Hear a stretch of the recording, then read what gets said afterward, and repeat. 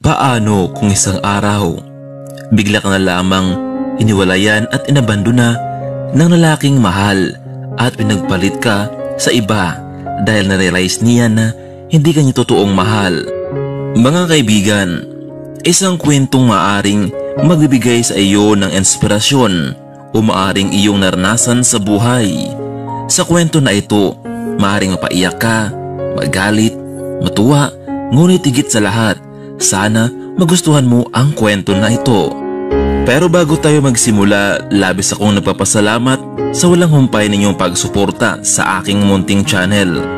Napasigaw na lamang si Janet ng husto sa daan habang naglalakad siya dahil sa sakit na kanyang nararamdaman. Pilit siyang tumayo at inalam kung ano iyon, pero wala siyang idea kung ano. Kaya naman, pinakalma na lamang niya ang kanyang sarili kahit na sobrang sakit na ito. Maya-maya lamang, may isang sasakyan na lumapit sa kanya. Biglang bumukas ang pinto, ngunit hindi niya maaninag ang mukha nito. "Miss, ayos ka lang ba? Anong nangyari sa'yo?" Pilit niyang itinayo ang babae, ngunit nakita niyang nagdurugo ito. "Huwag kang gumalaw, miss. Buntis ka ba?" Kaya naman, sa oras na iyon, kinarga na lamang ng lalaki papasok sa kotse at dinala patungo sa ospital. "Miss, relax ka lang. Huwag kang masyadong manervous dahil patuloy ang iyong pagdurugo. Hindi ito maaari. Huwag naman sana. Ikaw lang ang pag-asa ko para bumalik sa akin ang lalaking mahal ko." Pagdating sa ospital, agad akong dinala sa emergency room. Nakita ko ang lalaking nagdala sa akin at ngayon ay nakasuot na siya ng maputing gown. Marahil isa siyang doktor. Labis akong nagdarasal na sana ligtas ang magiging anak namin ni Gilbert dahil siya lamang ang magiging tulay para kami ay magkabalikan. Matapos akong dinala sa emergency room, ilang oras lamang ang nakalipas, kinausap muli ako ng doktor. "You are Miss Janet, right? You are 7 weeks pregnant. And I just want to say na mahina ang kapit ng baby mo. Kailangan hindi ka stress dahil maaring muling mangyari ito. At kung sakaling ma-stress ka, ikaw wala pa ng bata. Anyway, I'm Dr. Robert.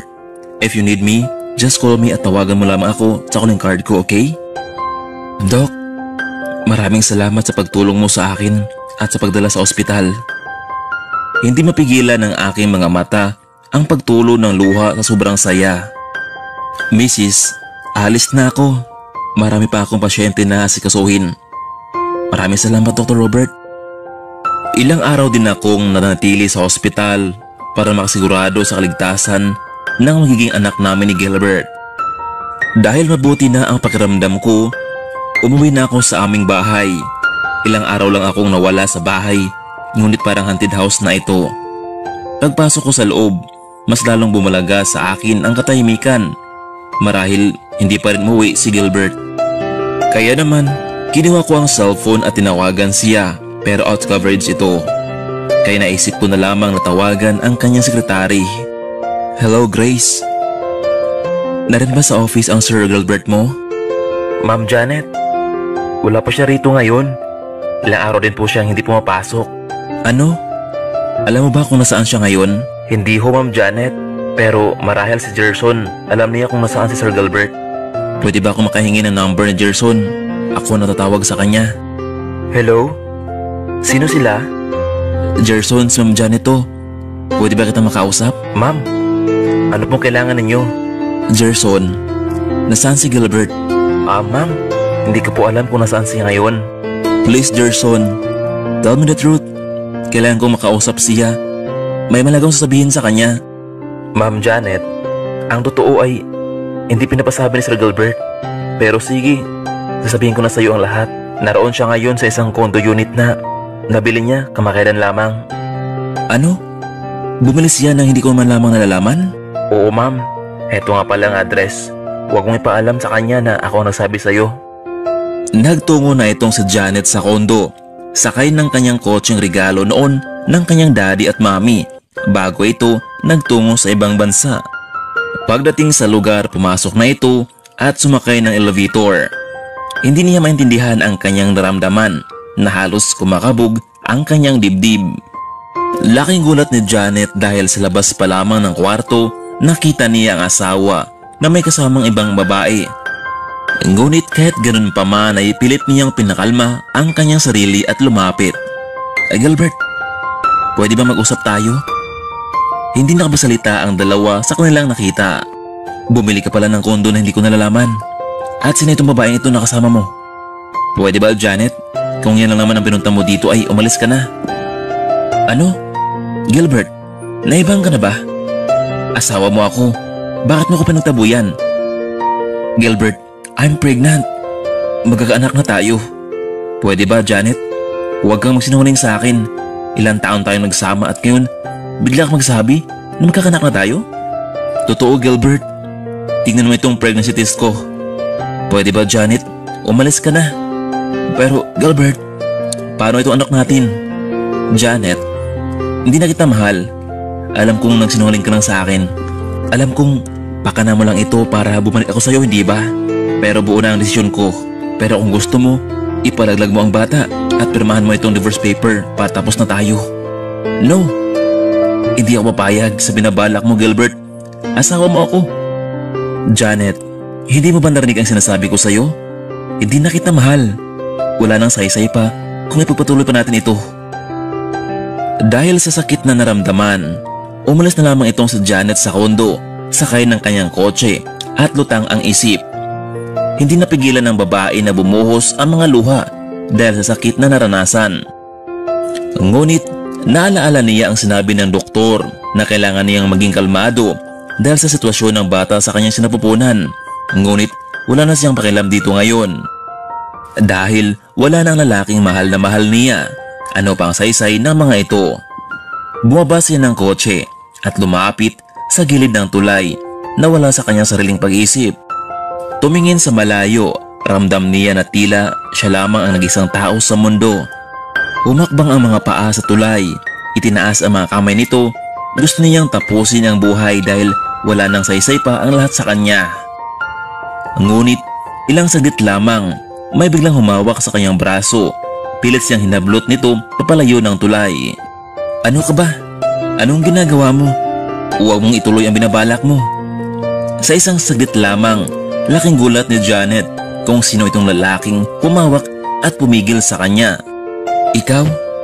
Anong ginagawa mo dito? Ano ka ba? May balak ka bang magpakamatay? Hindi ba buntis ka?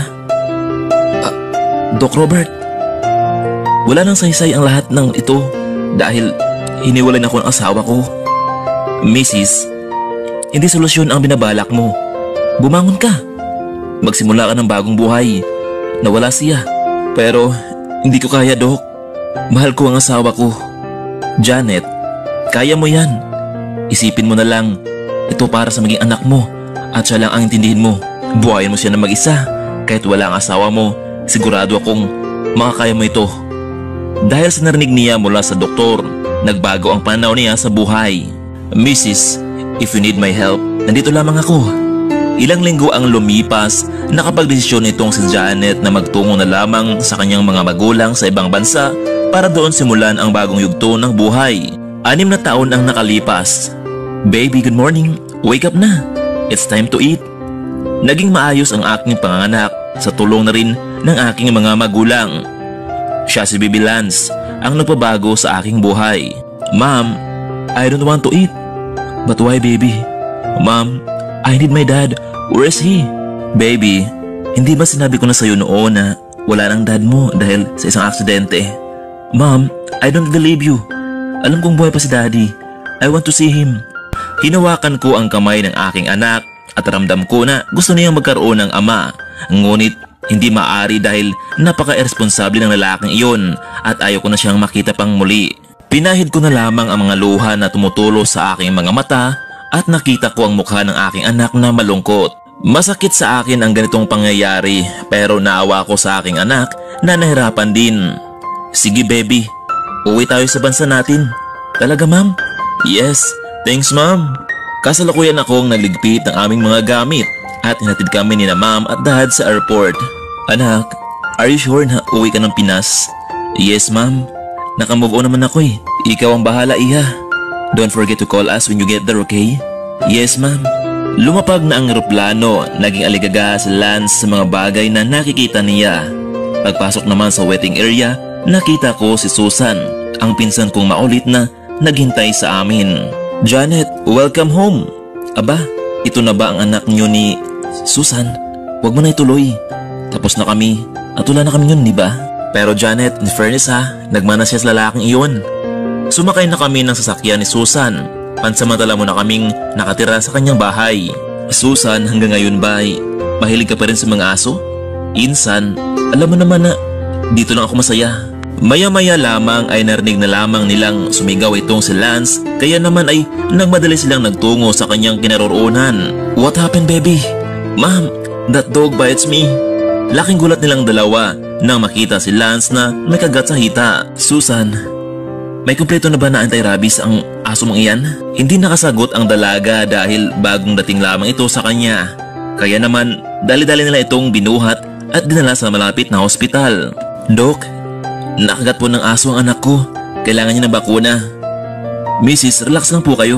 Hindi mapalagay itong si Janet para sa kanyang nag-iisang anak. Buong buhay niyang ibinigay ang lahat para sa pag-aalaga sa mahal na mahal niyang anak. Pasensya ka na, Mrs. May malaga akong gagawin. But huwag kayong mag-alala dahil ilang minuto lamang ay darating na rin si Dr. Suarez at siya na ang bahala sa anak mo, okay? At hindi na lamang napagsalita itong si Janet at naghintay na lamang ng ilang minuto. Maya-maya pa ay bumukas na ang pinto. Nakita niya ang lalaking pamilyar sa kanya. Hello Doc, long time no see. Bati ko sa kanya, ngunit nakatingin lamang siya sa anak ko. Hello baby boy. Siya na ba ito? Ang laki mo na. Ano bang nangyari? Isinaysay ni Janet ang nangyari.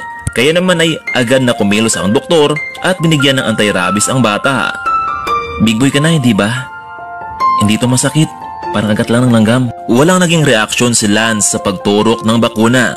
Nakita ni Janet kung gaano katapang ng kanyang anak katulad ng kanyang ama. Pero hanggang alaala na lamang ang lahat sa kanya. Nauna nang lumabas ng ospital sina Susan at Lance patungong sasakyan. Samantalang inatid naman sila ng doktor palabas. Doc Robert, maraming salamat sa tulong mo. Janet, this is my job. Hindi Doc, malaki ang utang na loob ko sa iyo dahil kung hindi ka dumating sa oras na iyon, marahil wala na kaming anak ko. Napatitig na lamang sa kanya ang doktor at ngumiti. Samantalang sa buhay naman ni Gilbert, ilang taon din niyang hinanap ang dating asawa para pirmahan ang divorce paper. Ngunit mula noong araw na iyon ay hindi niya ito nakita pa.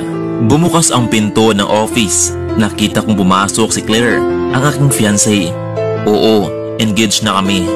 Honey, bakit yata sumimangot ka? Gilbert, look. Janet is back. Your wife. Ano naman ang problema, honey? Gilbert, malaki. Kailan mo ba ako papakasalan? Malapit na, honey. Malapit na. Kailan nga, Gilbert? 6 na taon tayo nagsama. Paano mo kung pakasalan kung hindi mo na-divorce ang babaeng iyon? Gumawa ka ng paraan, Gilbert. Honey, kahit na bumalik man si Janet, she's nothing. Sa loob ng 6 na taong pagsama namin ni Claire, inaamin kong mahal na mahal ko siya. Pero may mga panahon na pabago-bago rin ang kanyang mode para din akong sinasakal. Ma'am, I like Dr. Suarez. He's nice. Ganon din ba si Daddy? Bigla na lamang akong napatulala sa kanyang sinabi. Ma'am, is it Daddy trying to find us? Ayaw niyo ba akong makita? Hindi na lamang ako nakapagsalita. Marahil kung malaman niya na gusto siyang ipa-abort noon ng kanyang ama ay masaktan lamang siya. Janet, hanggang kailan mo ba itatago kay Lance ang katotohanan? Susan, alam mo naman diba, naguluhan din ako. Oo, inaamin ko noon na mahal ko si Gilbert pero ngayon, tsoktulan ang galit ko sa kanya. Kaya siguro, narapat lamang sa kanya na hindi niya malaman ang tungkol sa amin ni Lance. Malalaman at malaman pa kaya ni Lance kung sino talaga ang totoo niyang ama. Napag-isipan ni Janet na muling bumisita sa dati nilang bahay. Gusto niyang kunin ang ilang mga mahalagang gamit na kanyang pagmamayari. Kaya naman sa oras na iyon, hiniram ni Janet ang sasakyan ni Grace at nagtungo sa mansyon. Wala pa rin pinagbago ang bahay, maliban na lamang sa mga punong kahoy na nagsitubuan dahil sa tagal ng panahon. Nang pumasok ako sa aming bahay, ramdam ko pa rin ang kalungkutan. Nababalutan ito ng tela ang mga upuan at talagang matagal ng panahon ito. Umakyat ako sa dati naming kwarto. Katakatakang malinis ito at wala pa rin pinagbago. Nakayos pa rin ang mga gamit, maliban na lamang sa comfort room na hindi nagagalaw. Nakita ko ang test pack na ginamit ko noon para malaman na buntis ako. Ipinasok ko sa aking bag ang naturang test pack at nagtungo sa aming drawer. Nakita ko ang ilang mga litrato naming dalawa na masaya noon, mga panahong iyon, pero sa isang iglap lamang bigla itong naglaho at pinagpalit niya ako sa iba. Napansin ko ang marriage contract namin, kaya walang panagdalawang isip na pinunit ko ito. Nakaharap ako ngayon sa salamin. Gusto ko sanang burahin ang nakaraan sa buhay ko. Gusto kong iwan ang bahay na ito ang mga masakit na alaala. Kaya naman, bigla ko na lamang naisipang putulin ang aking mahabang buhok na nakaharap sa salamin. Napailing na lamang ako na may tumutulong mga luha sa aking mata. Kuha ko ang ilang mga gamit at bumaba na ako ng bahay. Ngunit may narinig akong tunog ng kotse na parating. Binuksan niya ang pinto. Laking gulat ko dahil ang lalaking iyon ang lalaking kinamuhian ko noon. Tinitigan niya ako mula paa hanggang ulo. Ngunit wala man lang siyang naging reaksyon sa aming pagkikita. Bigla ko na lamang napansin ang hawak niyang envelope. So, totoo palang nandito ka na. Huwag mong sabihin sa akin na balak mo pa rin maghabol sa akin, Janet. Nagkakamali ka, Gilbert. Wala na akong pakialam sa'yo. Kahit lanurin mo man ang buhay mo ng maraming babae. Aba, ang lakas naman talaga ng loob mo ngayon, ano? Sino ba pinagmamalaki mo, Janet, ha? Wala akong pinagmamalaki. Well, kung ganun, good. Pwede mo na bang pirmahan itong divorce paper natin? At hindi ako nag-alinlangan. Kinuha ko ang aking ballpen sa bag at pinirmahan ko ang papel. Ngunit, bigla na lamang nahulog ang test pack na inilagay ko kanina. At sa hindi naasahan, nakita niya iyon. Bigla siyang nagulat sa kanyang nakasaksihan. Ngunit, dahil sa kabog ng aking dibdib, umalis na ako at dumiretso sa kotse. Pinatakbo ko na iyon. Ngunit, habang tumatakbo ang sasakyan, nakita ko sa side mirror, nakatingin siya sa akin. Nang makarating na ako sa bahay ni Grace, tulala akong bumaba ng sasakyan. Nakita ko ang isang bike na nakaparada sa tabi ng gate. Pagpasok ko sa loob, nakita ko nakipaglaro ang anak ko sa kanya. Ang kaninang malungkot kong muka ay napalitan ito ng saya. Doc Robert, anong ginagawa mo rito? Laking gulat ng doktor sa bagong hairstyle. Janet, day off ko kasi ngayon. Kaya naman ay dumala ko sa inyo dito. Janet, ano nangyari sa buhok mo? Wala ito, Doc. Inilibing ko na ang aking nakaraan sa lugar na iyon. Muli siya na paglaro kay Lance. Habang kausap ko naman si Grace. Janet, ano ba talaga nangyari? Grace, nagkita kami ni Gilbert sa luma naming bahay. Pinirmahan ko na ang divorce paper namin. Eh di Janet, congrats. Single ka na ngayon. Janet, nakikita mo ba ang nasa harapan mo? Ang lalaking na ipaglaro sa anak mo? Bakit naman, Grace? Alam mo, Janet, may gusto yan sa'yo, si Dr. Robert. Hindi niya lang sinasabi sa'yo ng basta-basta. Nakikita mo ba kung gaano ka sa Lance na nakipaglaro sa kanya? Grace, kaibigan lamang turing ko sa kanya. Kung gusto mo, sa'yo na siya. Janet, huwag ka nang magmaangan-maangan pa dahil alam ko naman na masaya ka sa tuwing nakita mo si Doc. At hindi na lamang nakapagsalita ang babae. Ilang minuto lamang ang lumipas, natapos na rin ang dalawa sa paglalaro ng basketball. Pawis ang aking anak habang karga-karga ni Dr. Robert, habang siya naman ay nakita kong malaki ang kanyang katawan. Habang buhat-buhat niya si Lance ay napalunok lamang ako ng bigla. Lumabas lang dalawa sa akin na para bang mag-ama. Mami, pwede bang dumalaw palagi si Doc dito? Masaya ako sa tuwing kalaro ko siya. Anak, welcome palagi si Doc Robert. Yun lamang kung gusto niya. Aba, okay baby boy. Dadalawin kita sa tuwing wala akong trabaho, okay? At bigla na lamang nasalita itong si Grace. Doc, hintayin ka ni Janet. Alam niyo ba na single na po siya? At naghanap siya ng magiging daddy ni Lance. Grace, ano ka ba? Ano ba yung sabi mo kay doktor? At natawa na lamang si doktor sa sinabi ni Grace. Anyway, malapit lang naman ako dito eh. Sa kabilang kanto lang at anytime pwede akong pumunta rito. Janet, Doc Robert, pupunta muna kami ni Lance sa kusina ha para maghanda ng makain. Mag-usap muna kayo. Pumasok na ang dalawa sa bahay. Naging tahimik ang paligid naming dalawa ni Dr. Robert. Janet, pwede ba akong magtanong sa'yo? Bigla akong kinabahan sa mga oras na iyon. Ano yun, Doc? Hindi pa ba nakita ang mag-ama? Hindi pa, Dr. Robert. Sa katunayan nga ay Ayaw kong magkita silang dalawa dahil masaya na siya ngayon sa bago niyang pamilya. Kailanman, hindi niya malalaman ang totoo dahil noon pa man siya na mismo ang nag-udyok sa akin para ipalaglag ang anak ko, kaya wala siyang karapatan sa anak ko ngayon. Napayuko na lamang ako at dahan-dahang tumulo ang aking mga luha, ngunit bigla ko na lamang naalaala at naramdaman ang mainit niyang palad habang hawak niya ako. Samantalang, pinunit naman ni Gilbert sa loob ng opisina ang envelope na may lamang papel na pinirmahan ng dating asawa habang nagsalin ng kaunting alak sa mesa. Ang lakas naman talaga ng loob ng Janet na iyon na pirmahan ang papel na ito. Hindi ako papayag nito. Hindi ko alam kung bakit siya malakas ngayon.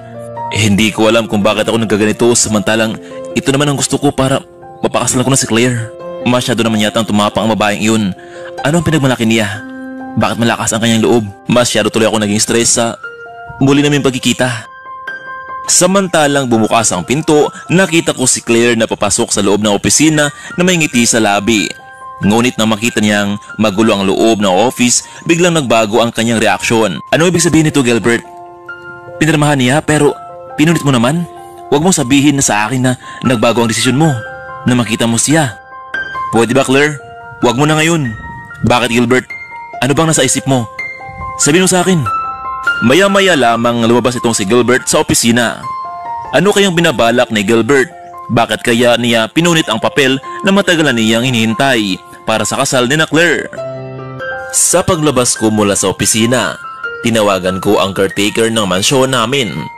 Kailangan within 2 days, malinis na ang mansyon. Gusto kong iumpog ang ulo ko sa pader dahil sa kalituhan. Araw-araw ko kasing pinapalinis ang kwarto namin noon, ngunit isang beses man lang ay hindi ko nagawang bisitahin ito. Pumasok sa isipan ko ang pregnancy test na nahulog mula sa bag ni Janet. Kung ganun ay nagkaanak talaga kami. Akala ko noon dahil lamang iyon para makibalikan sa akin. Ang bubo ko talaga, para akong nasiraan ng isip. Gusto ko siyang kausapin pero hindi ko alam kung saan siya ngayon nakatira. Muli kong tinawagan ang private investigator ko. Noon pinapahanap ko si Janet ngunit hindi niya ito matagpuan dahil nagtungo na pala ito sa ibang bansa. Pero ngayon, narito na siya sa Pinas. Sinisigurado ko na mahanap at mahanap din siya nito. Ilang sandali pa muli siyang tumawag sa akin at pinaalam kung saan siya nakatira. Ganon kabilis kapag pera ang pinag-usapan. Mabilis akong nagtungo sa kotse na halos paliparan ko na ang sasakyan sa labis na saya. At ilang sandali pa lamang, nakarating na ako sa isang malaking bahay na may malawak na hardin. Makailang beses akong pinindot ang doorbell. Saka mamadali, maya-maya pa ay may babaeng lumabas at binuksan ang gate. Anong ginagawa mo dito? Ang kapal naman talaga ng pagmumukha mo, ano? At mapakita pa? Nasaan si Janet? Gusto ko siya makausap. Hindi ka ang kailangan ko, Grace. Nasaan siya? Nasaan ang asawa ko? Aba? Asawa? Nagawa pa talagang banggitin ang pangalan niya? Hindi ka ba nalibalbaran? Pwede ba, Grace? Tumabi ka. Ilabas mo na si Janet.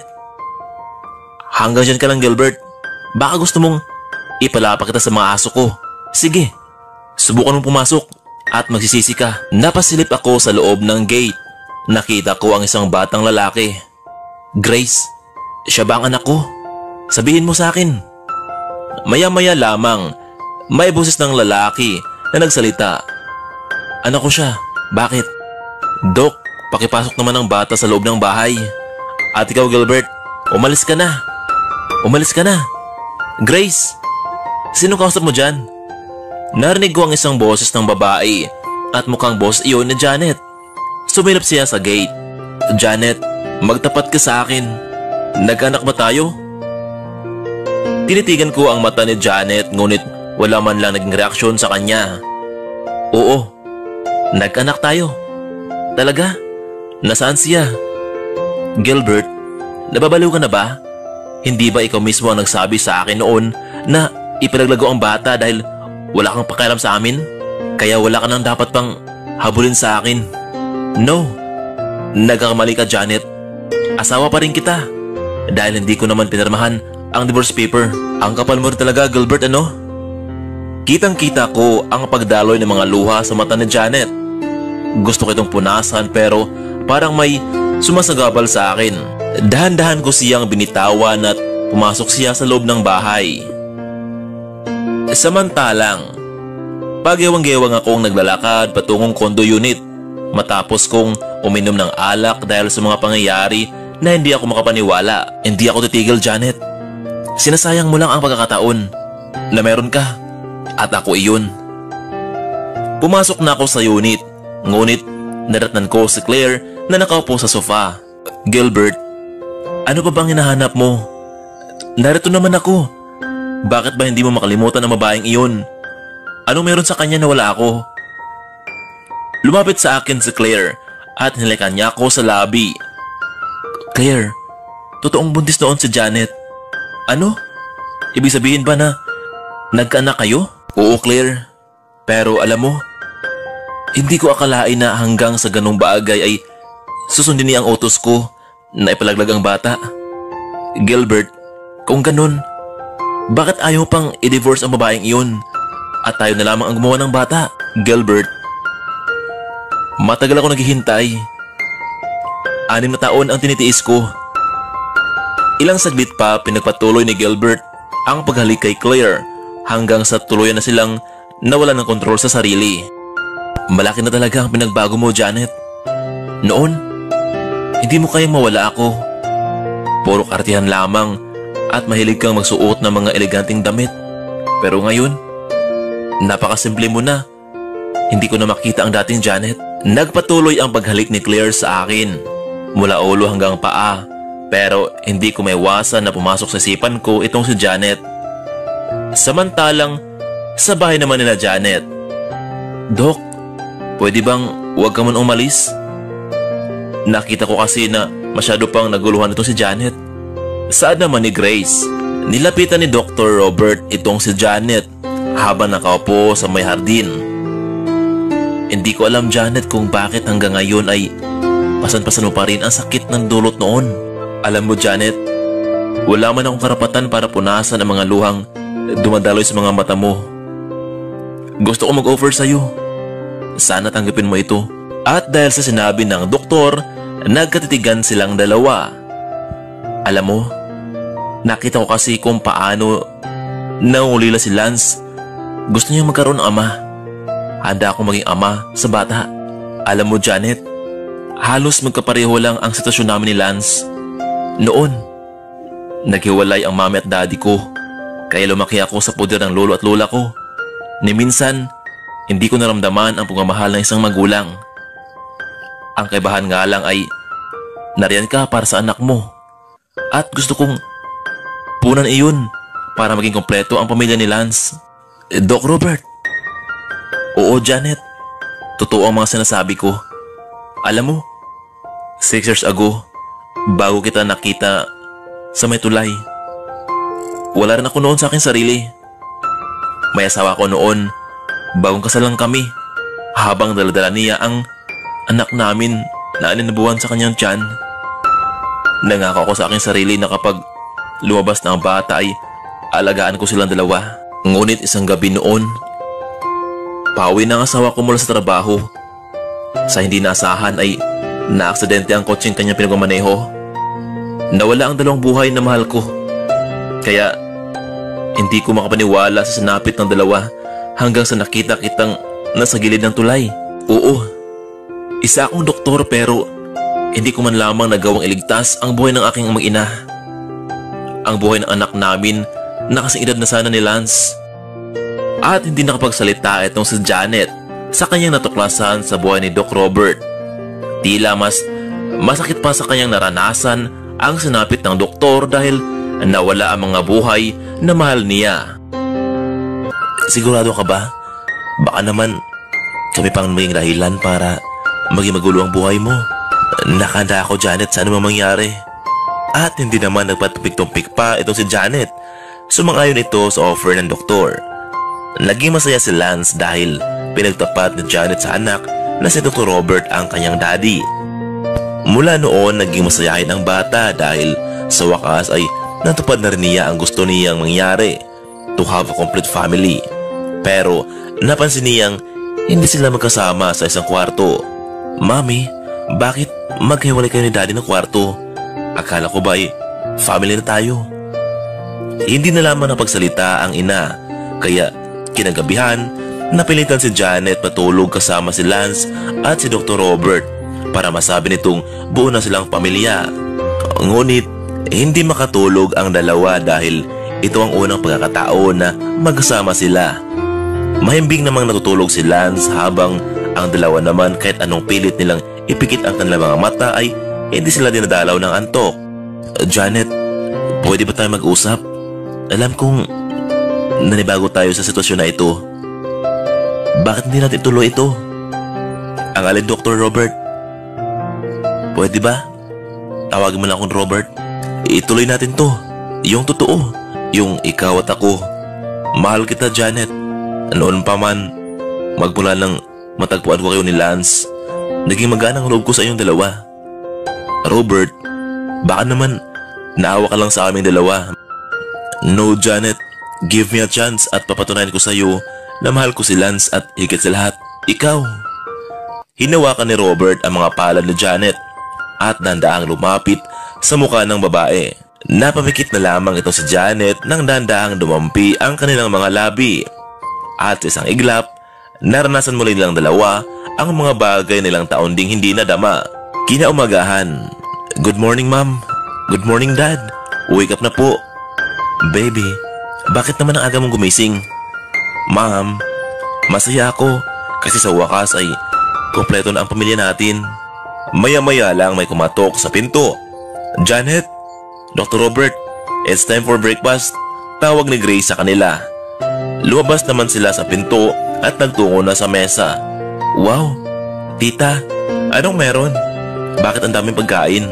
Well, Lance, we need to celebrate because you have it. Hindi ba gusto mong maging kompleto ang pamilya mo? Sa wakas, eto na. Nagtuwanan ang lahat habang masayang nagsalusalo. Siya nga pala, Janet, after ng schedule ko sa ospital, gusto kong mamasyal tayong lahat. Gusto kong pasayahin ang buong pamilya natin. Next naman, Doc, nakaingit naman kayo. Pero sana palagi na lamang ganito kasaya para naman wala ng taong luhaan. Umalis na si Dr. Robert patungong hospital. Janet, kumusta naman pala ang unang gabi niyo ni Dr. Robert? Grace naman. Pero ito, hindi ako makapaniwala sa lahat. Marahil, matutunan ko rin siyang mahalin. Ang mahalaga ay masaya si Lance. Janet, grab this opportunity. Huwag mong sayangin. Oo, Grace, pero natatakot pa rin ako. Paano kung malaman ni Gilbert ang totoo? Janet, huwag mong isipin iyon. Paano niya malalaman kung hindi mo naman sasabihin sa kanya? Nang matapos na ang duty ni Robert sa ospital, namasyal ang bagong mag-anak. Hindi masukat ang saya ng bata sa mga oras na iyon. Samantalang, hindi naman kampante itong si Gilbert sa batang nakita niya kamakailan lamang. Tila may something na kakaiba at iyon ang gusto niyang matuklasan. Muli niyang tinawagan ang private investigator para ungkatin ang nakaraan sa buhay ng asawa, kung talaga bang pinalaglag nito ang bata noon. Ngunit laking gulat ni Gilbert dahil wala ni isang record ang nagpapatunay na pinalaglag nito ang kanilang anak. Ano ibig sabihin nito? Nagsinungaling sa akin si Janet. Buhay pa ang anak namin. Buhay pa ang anak ko. Gusto niyang puntahan ang bahay kung saan nakatira ngayon ang mag-ina. Grace, ilabas mo ang anak ko. Huwag mo na itago. Hindi totoong pinalaglag ni Janet ang anak namin. Ilabas niyo na. O baka naman gusto mong makasuhan ko kayo. Pwede ba, Gilbert? Kahit anong gawin mo, isa ka pa rin irresponsabling ama. Wala ngayon dito ang hinahanap mo. Umalis sila. Hindi ko alam kung saan sila natungo. Pwede ba, Grace? Huwag mo na akong lokohin. Hindi kita niloloko, Gilbert. Kung gusto mo, halugigin mo ang loob ng bahay. Mag-ingat ka lang sa mga aso ko. Pagbabayaran nyo itong ginagawa nyo sa akin. Umalis na itong si Gilbert, ngunit hindi niya alam na sinundan pala siya ni Claire. Gilbert, bakit ba hanggang ngayon ay hindi ka pa rin makamove on sa babaeng iyon? Hindi ako makapayag na muli kayo magkabalikan. Ano ba, Claire? Tumahimik ka dyan. Hindi ako mapapayag, Claire. Gusto ko makita ang aking anak. Buhay pa ang aking anak. Humanda silang lahat. Samantalang si Gilbert naman ay hindi mapakali. Kaya naman ay nag-abang siya kung kailan darating ang mag-ina. Habang sina Dr. Robert, Janet at Lance ay masayang masaya sa pamamasyal. Pagkatapos ng kanilang pamamasyal ay umuwi na sila sa kanilang bahay. Laking gulat ni Dr. Robert at Janet na makita si Gilbert sa bahay ni Grace na galit ito. Gilbert, anong ginagawa mo dito? Bakit tila galit ka yata sa akin? Anong meron? Bakit ang sama ng tingin mo sa amin? Janet, magsabi ka sa akin totoo. Dr. Robert, pumasok muna kayo sa loob ni Lance at kakausapin ko ang lalaking ito. Gilbert, wala ka na doon. Wala kang karapatan na malaman ang totoo. Hindi ba? Iyan naman ang gusto mo? Janet, alam ko ng katotohanan. Si Lance ba ang anak ko? Gilbert, oo. Si Lance ang anak mo. Pero wala ka na doon. Wala kang karapatan para makilala ang bata dahil noon pa man, binawala-wala mo na kami. Janet, ako pa rin ang ama. Gusto kong ipagtapat mo kay Lance na ako ang ama at hindi si Dr. Robert. Lumipas ng ilang linggo, hindi pa rin naging kampante itong si Gilbert sa naging sitwasyon niya sa anak. Gusto niyang makausap, makayakap ang anak sa unang pagkakataon. Ngunit tila nilalayo talaga siya dito. Isang umaga napansin ni Janet na kakaiba ang pakiramdam ng bata. Hindi ito mapakali at nagsusuka. Kaya naman, tinawagan niya agad si Robert. Robert, si Lance, may kakaibang naramdaman.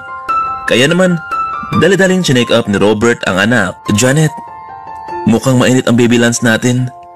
Tara, dali natin siya sa ospital na pinapasukan ko. Agad silang nagtungo sa ospital, pero patuloy pa rin ang pagtaas ng temperatura ng bata. Pagdating sa ospital, agad itong kinuhaan ng blood sample para malaman kung ano ito. Ilang saglit pa lamang, nalaman nilang tinamaan ito ng dengue fever at kailangang salinan ito ng bagong dugo. Kaya naman, pinablood test agad nila ang bata nang sa ganun ay malaman nila kung anong type ang dugo nito. Type A+ ang dugo ng bata. Ngunit kahit sino sa kanila sa hospital, walang stock sa ganong dugo. Labis ang taranta nitong si Janet dahil sa sitwasyon ng anak. Robert, please, do something para kay Lance. Janet, ano bang type ng dugo ni Grace? Robert, AB siya. Please, Doc Robert, gumawa ka ng paraan para sa anak natin. Janet, si Gilbert, baka siya na hinahanap natin na donor para kay Lance. Walang oras ang sinayang ng dalawa. Nagpunta agad ito sa condo unit ni Gilbert, habang si Grace naman ang nagbabantay sa bata. Oh, Janet, anong meron at naparito ang dalawa? Gilbert, ano bang type ng dugo mo? Bakit? Anong nangyari? Janet, nasaan si Lance? Gilbert, nasa hospital siya ngayon at kailangan niyang dugo. Type A+ ako, Janet. Ganun ba? Tamang-tama. Yan ang kailangan namin. Wala silang sinayang na oras. Pagdating na sa hospital, kinuhaan siya ng dugo at mabuti na lamang at agad itong agapan. Ilang oras pa ang nakalipas. Mami, sino siya? Mami, hindi ba siya yung lalaking nagmamasid sa atin kina Tita Grace? Oo anak, siya si Gilbert ang tumulong sa'yo. Baby, siya ang totoo mong daddy. Siya si Gilbert. Ma'am, you're lying to me. Akala ko ba si Daddy Robert ang daddy ko? Ibig sabihin ba ay dalawa sila? Hello baby Lance, ako nga pala si Daddy Gilbert mo. Masaya ako na makita ka. I don't like you. Bakit ngayon ka lang nagpakita sa amin ni Mami? I remember my mom, she was always crying, but I don't know why. Tila nadurog ang puso ni Gilbert sa pagtanggi ni Lance sa kanya. You're not my daddy. Hindi ba kung ikaw ang daddy ko, bakit hindi ka kasama namin sa States? Siguro, hindi mo kami mahal ni Mami. Ramdam niya ang sakit kung paano siya pinagtabuyan ng anak dahil sa kanyang mga maling nagawa. I'm sorry Janet. I'm sorry Lance. I know na it's a big mistake. Sana mapatawad niyo akong dalawa. Alam kong in the first place, ako ang nagkamali dito. Pero ganun pa man, masaya pa rin ako dahil nakita ko ng anak ko. Akala ko noon, isang biro lamang iyon. Isang bagay na hindi ko pinaniwalaan. Umalis na itong si Gilbert matapos niya masigurado na ligtas na ang kanyang anak. Nang tuluyan na siyang nakarating sa kondo, naroon si Claire naghihintay sa kanya. Gilbert, nasaan ang pangako mo sa akin na papakasalan mo ako? Pwede ba, Claire? Bigyan mo muna ako ng sapat na panahon at oras. Bakit, Gilbert? Huwag mo sabihin sa akin na sumusuko ka na sa laban natin. Hindi naman sa ganun. Claire, I need space to think. Bahala ka, Gilbert. Pagsisihan mo itong ginawa mo sa akin. Agad namang umalis si Claire sa kondo. Isang linggo ang nakalipas. Masayang naglalaro si Lance sa may hardin. Samantalang nagluluto naman sina Grace at Janet sa kusina. Sa hindi inaasahan, may isang babae ang lumapit sa gate habang naglalaro ang bata. Hello, baby Lance. Who are you? I'm a friend of your daddy, Robert. Alam mo, pinapasabi niya na mamasyal daw kayo ngayon after his work, kaya pinapako ka niya sa akin. Really? Yes, baby. It's surprise daw, kaya huwag mo ipaalam sa mami mo, okay? Ano, sasama ka sa akin? Pero baka magalit si mami sa akin. No, baby. It's just a surprise of your mom. Come on, let's go. At tuloy na nga sumama itong si Lance sa babae at agad sumakay sa kotse. Where are we going? Diyan ka lang, bata ka. Ikaw ang dahilan para hindi matupad ang mga plano ko sa buhay. Ang dapat sa'yo mawala. Mami! Mami! Tumahimik ka dyan. Samantalang, masaya naman ang magpinsan habang nagluluto sa kusina. Plano kasi nila na mag-celebrate sa pag-uwi ni Dr. Robert dahil iyon ang kanyang karawan. Janet, kukunin ko muna si Baby Lance, ha? Sige, Grace. Ngunit laking gulat ng dalaga dahil wala na roon si Lance na kanina lamang ay naglalaro. Nakita niyang bukas ang gate. Janet, nawawala si Lance. Ano? Sino may gawa nito? Hindi ko alam, Janet. Labis ang pag-alala ng ina sa sinapit ng anak. Sino ang walang awang gumawa nito sa anak ko? Janet, baka naman si Gilbert ang may gawa nito. Kaya naman, agad nilang tinawagan si Dr. Robert para ipaalam sa kanya ang nangyari. Nagtungo ang tatlo sa kondo ng lalaki. Pagbukas ng pinto, nakita ni Gilbert na nakasimangot ang mukha nila. Bakit? Ano ibig sabihin nito? Gilbert, huwag ka nang magmangmangan pa. Ilabas mo na ang anak ko. Ano ibig mong sabihin, Janet? Huwag mong sabihin na nawala si Lance? Oo, nawala siya, kaya ibigay mo na sa amin. Naibang na ba kayo? Alam niyo naman, hindi ba na hindi ako kilala ni Lance? Hindi ko magawa iyan. Sino pa ba ang gustong gumawa niyan? Siguro si Claire. Baka naman siya ang kumuha ng anak mo. Ano? Paano niya natuntun iyon? Alam niyo, noong nakarang buwan, sinundan niya ako sa bahay niyo. At siguro, alam niya iyon. Sa isang saglit pa may tumawag sa phone ni Janet. Hello, sino to? Kumusta, Janet? Masarap bang mawalan ng anak? Sino to? Janet. Nakalimutan mo na ba ako? It's me, Claire. Ano bang gusto mo, Claire? Huwag mo idamay ang anak ko. Janet, bakit hindi? Samantalang kayong lahat ang sumira ng plano ko sa buhay. Ano ba talagang gusto mo? Permahan niyo ni Gilbert ang divorce paper para tuloy na kami makasal. Claire, wala na akong pakialam sa kanya. Kung gusto mo siya, sayo na. Makinig kayo. Magkita tayo sa isang warehouse. Binabalaan ko kayo. Huwag na huwag kayong magdala ng pulis dahil sa oras na hindi kayo tumupad sa usapan ay pagsisihan nyo ito. Labis naman ang pagagalit ni Janet. Janet, calm down. Doc Robert, paano? Hindi ko alam kung ano nangyari sa anak ko. Kapag may nangyari sa anak ko, dila lamang na babaeng iyon ang walang ganti. O siya. Ako nang may kasalanan sa lahat ng ito, Janet. Gilbert, sino pa ba? Ikaw lang naman, hindi ba? Ganito ang plano natin. Magkasama tayo doon sa warehouse na sinabi ni Claire habang pinirmahan ko ang divorce paper. At ikaw naman, Doc, ikaw ang tumawag ng pulis. Tatanggapin ko na lamang na hindi na magiging tayo, Janet. Pero masaya ako dahil nagkaroon ako ng anak. Pero hindi ko matatanggap si Claire sa buhay ko dahil ngayon pa lang nakita ko na ang kanyang ugali. Sabay nagtungo ang dating mag-asawa sa lokasyon na sinabi ni Claire. Masyadong liblib ang daan at sa abandonadong warehouse ang kanilang natagpuan. May kasamang ilang mga armadong kalalakihan ang babaeng ito. Nandito na sila. Anong gagawin natin dito, Boss Claire? Relax lang kayo. Huwag na huwag kayong gagawa ng isang bagay hanggat wala akong pahintulot, okay? Sige, boss. Pero Huwag mong kalimutan ang usapan natin. Kalating milyon ang bibigay mo sa amin. Oo, alam ko. Kaya tumahimik na kayo. Claire, narito na kami. Nasaan si Lance? Huwag kayong mag-alala. Maayos naman siya. Mabuti pa ay ihanda niyo ang papeles.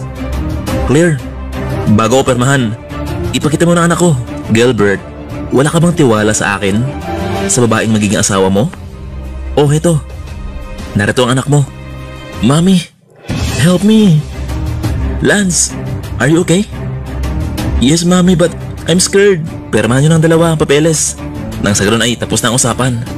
Wait, Boss Claire, akala ko ba ay pera ang pinunta natin dito? Bakit papel lang? Pwede ba? Mamaya natin ito pag-usapan? No, Claire. Akin ang bata. Walang saysay ang pinagawa mo sa amin. Pera ang gusto namin. Hindi yung papel na papel lang. Makinig kayo. Kung kayo man ang mga magulang ng batang ito, saad naman ang armadong lalaki.